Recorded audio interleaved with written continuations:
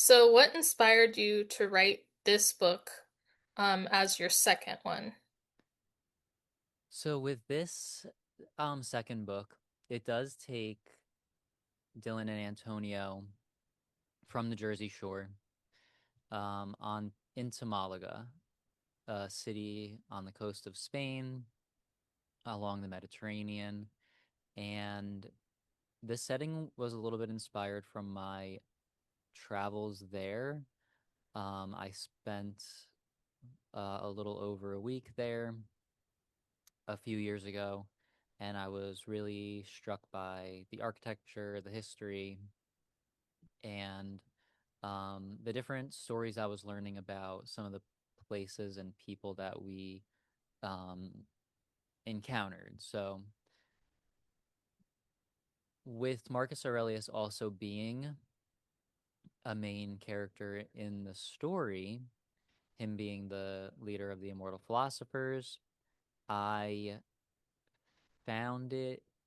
really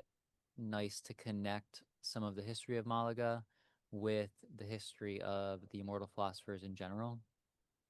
for that city in particular and one building,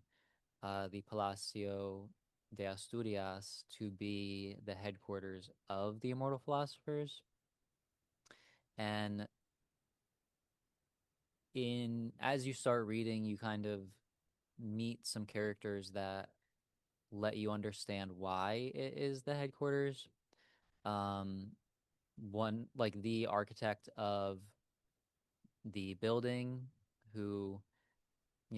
is long deceased but immortal in this book,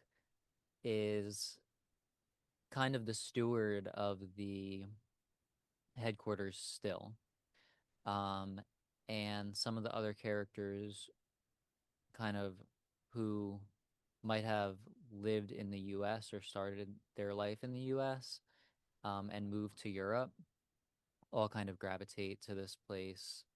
under the guidance of Marcus Aurelius, but all still with their own stories and their own characters and their own like relationships within the group.